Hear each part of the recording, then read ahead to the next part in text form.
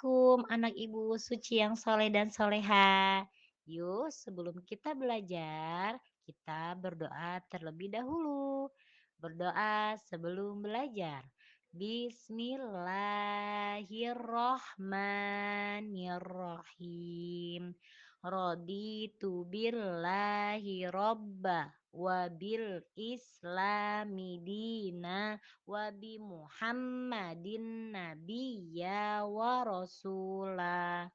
Rabbi zidni ilman warzuqni fahman. Amin ya rabbal alamin. Anak-anak soleh dan soleha, sebelum kita lanjut belajar, yuk kita ice breaking dulu dengan menyanyikan lagu tentang saling memaafkan. Yuk sama-sama kita bernyanyi.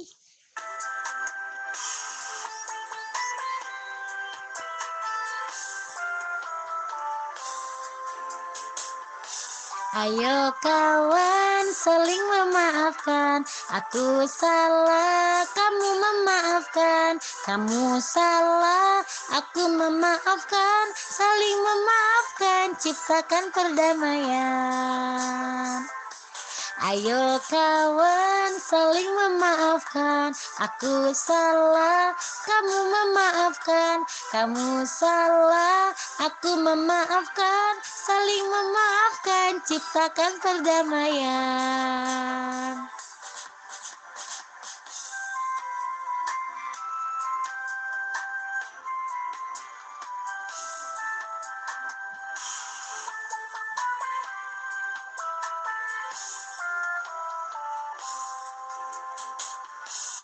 Alhamdulillah, yuk saatnya kita belajar.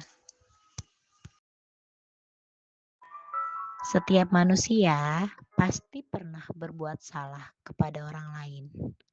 Maka sangat penting bersikap sungguh-sungguhlah pada saat meminta maaf dan memberi maaf agar hati menjadi tenang.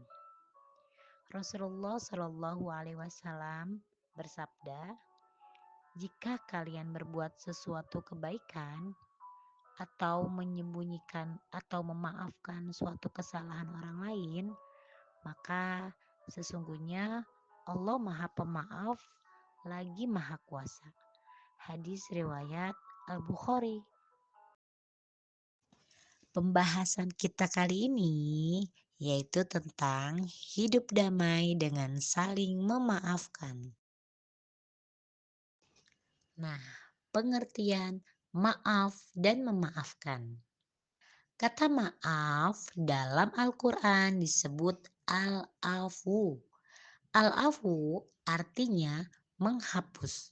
Dalam Kamus Besar Bahasa Indonesia atau KBBI, maaf artinya ungkapan penyesalan. Mengapa sih harus menyesal? Menyatakan penyesalan atau kesalahan berarti menyadari perbuatan salah atau dosa dan menyerahkan sepenuhnya kepada orang yang telah dianiaya. Nah, pengertian memaafkan. Memaafkan berarti menghapuskan atau melepaskan rasa dendam di hati dengan ikhlas. Pentingnya menyatakan penyesalan. Dijelaskan dalam hadis riwayat Al-Bukhari Muslim. Siapa yang merasa pernah berbuat aniaya kepada saudaranya, baik berupa kehormatan badan dan harta atau lain-lainnya, hendaknya segera meminta halal dan maafnya sekarang juga, sebelum datang suatu hari yang tiada manfaatnya, harta dan dinar atau dirham. Jika ia punya amal soleh, akan diambil menurut penganiayaannya. Dan jika tidak mempunyai hasanat atau kebaikan, maka diambilkan dari kejahatan orang yang dianiaya untuk ditanggungkan kepadanya.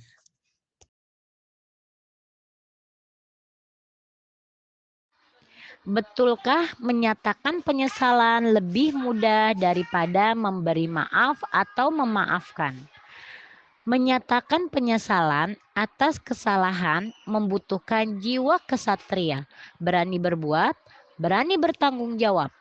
Orang yang tidak baik, yang tidak mau menyatakan penyesalan karena ia merasa tidak bersalah, merasa tidak berdosa, atau merasa benar sendiri atas perbuatan atau ucapannya. Nah, berikut adalah syarat-syarat dan adab menyatakan penyesalan yang baik. Yang pertama yaitu mengakui kesalahan. Yang kedua, menyesali kesalahannya. Yang ketiga, jangan mencari alasan. Yang keempat, dilakukan dengan sungguh-sungguh. Yang kelima, bertekad untuk tidak mengulanginya. Yang keenam, jika berupa harta, mengembalikan hak yang diambilnya. Yang ketujuh, kesiapan mental untuk merendahkan diri di hadapan orang yang pernah dianiaya atau dizolimi. Kemudian, mengapa harus memaafkan? Manusia yang baik bukan yang tidak pernah melakukan kesalahan, tetapi manusia yang bisa memaafkan kesalahan orang yang telah melukai hati dan perasaannya. Orang yang mampu memaafkan kesalahan orang lain merupakan salah satu ciri orang yang bertakwa. Syarat-syarat dan adab memberi maaf yang baik.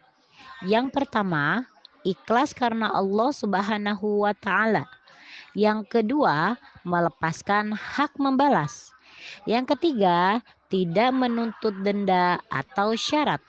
Yang keempat, menghapus rasa sakit hati. Yang kelima, tidak menyisakan dendam.